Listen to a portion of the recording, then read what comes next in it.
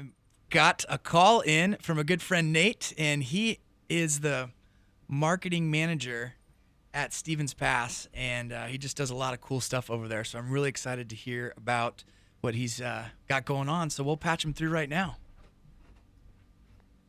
Hey, Nate, are you there? Yep. How's it going, man? Pretty good. How about yourself? I'm doing good. We're excited to have you on the show. Thanks for taking some time to call in. Yeah, thanks for having me. I listen to your guys' show as much as I can and have definitely learned some beneficial real estate advice as well. So thanks for everything you guys do. No problem. So, how was this last ski season at Stevens Pass? It's good. We are wrapping it up now. We've got another just over about a month or so left in the season, and it's been quite a good one. We started out a little bit slow with kind of a dry start in December and January, but after that it turned on and everything came back to normal, and people have been pretty excited this whole season. So, what's your position like there, Nate?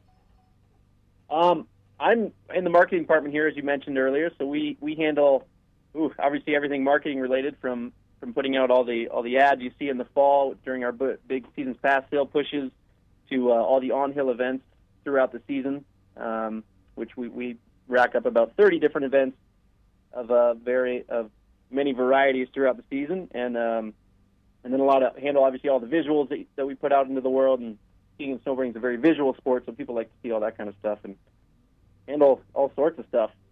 I love seeing the videos that you post of the weather conditions and just a lot of GoPro footage. It's awesome to see up there. Yeah, GoPros have been kind of a godsend just for getting out there with a small handheld camera and really filming what it's like to be on the mountain at any given time. And that's what our users really like to see. If they can't be up here, if they're sitting in their office one day and can't be in the mountains, they still like to see what it's like and keep tabs on what's happening weather-wise at the resort.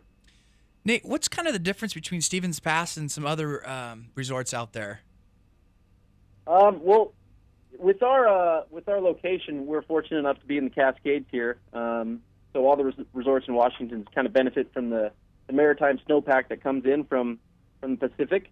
We get the huge storms that others that are more inland U.S. don't necessarily see, and so that's when in mid-February we had 10 feet of snow in 10 days, and a lot of resorts around the country don't get storms like that, and they're not necessarily common for us, but they're not anything new to us either. So our location and proximity to the Cascades is what kind of drives us over other resorts in the United States. And as far as our proximity within Washington, we fared very well this season because we're a little bit higher than some of the other resorts around the area, and we fared a little bit better than most within the snow with the given snowpack this year. So, Nate, how long have you been doing this? Oh, this is my 8th year up at Stevens Pass now. Okay, I believe so. Quite a while. Yeah, it just keeps getting better every year. I love it. And then, so we obviously went to Washington State together. I didn't mention that for the listeners there. And so, did you do the marketing there in school and then just immediately start, or how did that process go? Yeah, so I actually studied advertising, so pretty close at Washington State, and then came here after I graduated school. Was kind of on the job hunt and didn't really know what I wanted to do, but I knew I wanted to go in kind of the ski and snowboard industry, so I applied for a position at Stevens in the group sales department. Did that for one season, and then after that season was ending, the guy who was in my position here prior to me was leaving, so it just kind of timing worked out and everything fell into place. Nate, what kind of demographics of people are coming up there? You got people coming down from Canada, people flying in to ski up there, or what are you seeing? We are trying to push that market now. We've done a lot of partnerships with the town of Leavenworth as a ski and stay destination. So we have a lot of packages geared towards getting people to Leavenworth and kind of making a weekend or a week based on in Leavenworth and skiing Stevens Pass. But right now, and always, we've always been a day use ski area, so we don't have any on mountain lodging. So we do pull just a lot of day use folks from Seattle. About just over 90% of our visits come from the Seattle area. Do you think in the future they'll do some on-site lodging? We are not planning on doing that anytime soon. With how great Leavenworth is right now, It would be tough to compete with everything they have to offer. So we're just going to kind of partner with them and see how that goes. And so far, it's been working out great, and we've got nothing but rave reviews from users of the hotel packages we have. And so, yeah, everybody's been really excited about that. From a marketing standpoint, how are you guys advertising that, the kind of the relationship? Is it a Groupon, a living social thing, or? No, we don't do those because the packages are already pretty severely discounted as it is. We just do a lot of outreach to our user base via email and obviously online stuff as much as we can. But right now we're just trying to get word of mouth out there through our user base and kind of let it grow organically. And Leavenworth is also doing a huge push on their end in traditional media outlets to kind of get that word out as well. Nate, I don't know if a lot of people know. I don't know the answer to this, but how long does the ski season usually go?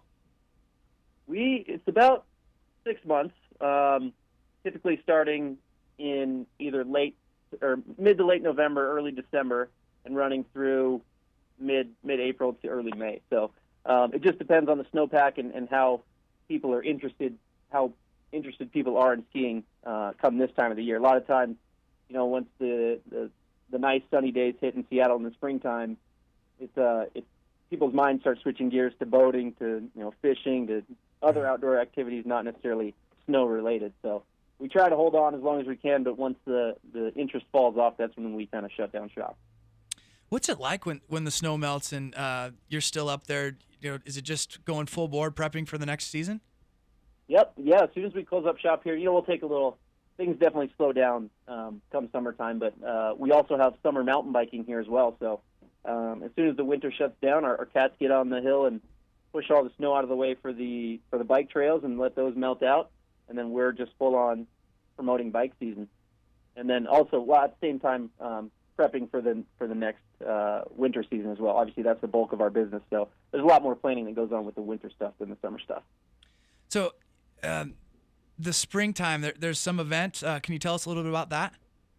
Yeah, we're just getting into the bulk of our event season, and we've got a lot coming up. We've got the Northwest Flannel Cup, which is Washington's premier ski and snowboard freestyle event, which takes place up here at Stevens Pass, right in the base area. So it consists of a slopestyle course similar to what you'd see in the Olympics or what we recently saw in the Olympics, and just right down in the base area, so you can watch kids and adults from all around the Northwest kind of going huge and doing all sorts of flip combinations and all that good stuff while you're in the bar drinking your beer. So it's always a fun event. And then we've got Retro Fool's Day, which is April 12th, and that's our kind of retro event where you wear all those fun neon one-piece suits and kind of a party on the hill, and there's a downhill slalom and an old-school stunt ditch for the snowboarders, and you basically get deductions on your race time for the more retro gear you have. So the more neon and the more old-school gear you're rocking, the better your race time is going to be. And that's always a fun one because everybody just looks ridiculous, and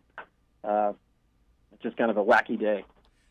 That sounds like a fun event. I mean, putting those today, do you get to participate, or are you just kind of just managing everything, or what does an event like that look like? Yeah, from our end in the marketing department, we put those events on. So I try to participate as much as I can. I'll try to get a race lap in, but a lot of times I'm handling maybe the timing or just race setup and all that kind of stuff. So I definitely put more emphasis on actually making sure everybody else has a little bit more fun than I do, but which is also rewarding in itself. So I know that you're an incredible snowboarder, and you probably see some amazing guys at these events. What was it like seeing Sochi and seeing the event there? Those guys just at a whole nother level? Oh yeah, I mean those guys are true professionals. Some of that stuff. There are some guys around here who can throw those some of those same tricks, but it's not at the same consistency as some of the guys that were in Sochi. And to watch that and see some of those guys and see where the sport's kind of gone to that level, it's pretty awesome to see snowboarding in the Olympics right now. Because shoot, I mean, there's still a couple resorts around the U.S. that don't even allow snowboarding, if you can believe it. But seeing in the Olympics now, it kind of legitimizes it. Let's talk about that a little bit more. Where do you go travel to snowboard? Do you get out, or is it impossible to get out during the season, or do you go to out of state to go other places? It's tough for me for sure to get out during the season. I mean, living up here and working here every day, it's just obviously easier for me to get out. But I definitely like to visit the other mountains in the region. I love the Northwest. Obviously going up to Whistler as well. That's always a fun trip. But I'll get out wherever I can. Really, I'm not picky. So if I can get a day at a different mountain, I'll take it. Nowhere in particular. Do you have any specials going on right now for people that want to come out and take advantage of the end of the season? Yeah, we've got our spring seasons pass sale going on right now, which is you can purchase your seasons pass for next season, the 14-15 season, and ski for the rest of this season for free. So, and it's guaranteed to get you the lowest price on your 14-15 seasons pass if you purchase now by April 20th. Nice. That sounds like a good deal. What are the restaurants like up there? Is there do you guys do events in terms of private events there too? Yep, we do a lot of companies do ski days, and we have a whole group coordinating staff that facilitates those visits, and we're more than happy to entertain big groups or small groups of 20 or more, and obviously have special discounts, and as big as those groups want to go, we have catering available, and just kind of make an event cater to whatever your needs are.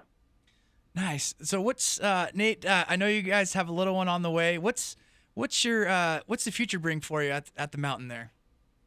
Yeah, well, the first priority is getting that little one on skis. Maybe that may. So by the time next season hits, then hopefully she'll be 6 months old. So I think that's probably good enough to get him on skis, as long as she can stand. That's the goal. Oh, perfect. Well, we got time for one more question here. So let's talk about that. What kind of training programs for people like me that go out there and can't turn and just fall on their heads? What kind of training do you guys have for people coming out there trying to learn to ski and snowboard? Yeah, we've got the perfect one for you is our lift lesson rental package, which is $89. It's called the Coca-Cola Easy Starter Pack, and it's available any day, and either runs at 10 a.m. or 1 p.m. And it's perfect for a beginner. It's really catered to just starting out on small slopes. A lot of people are scared away by, I'm going to the mountains. What do? You're just going to fall down the mountain. We obviously start people on tamer slopes and just ease them into the skiing process. And hopefully by the end of the day, they can take a lift ride up our Daisy Lift and make it down and feel a little bit of success and ideally keep on skiing. Excellent. Well, I really appreciate you taking time on a Saturday, man, to call in. It's really good to catch up with you. You too. Thanks for having me on. All right, Nate. We'll talk to you soon. Take care, man. All right. Take it easy. Pretty fun. What a fun job. Always something going on up there. Sounds like those events are pretty incredible. We're going to take it to the producer for a quick break. You're listening to Community Real Estate Talk Show. I'm the host, Tyler Freed, on Clay 1180 AM. We'll be right back.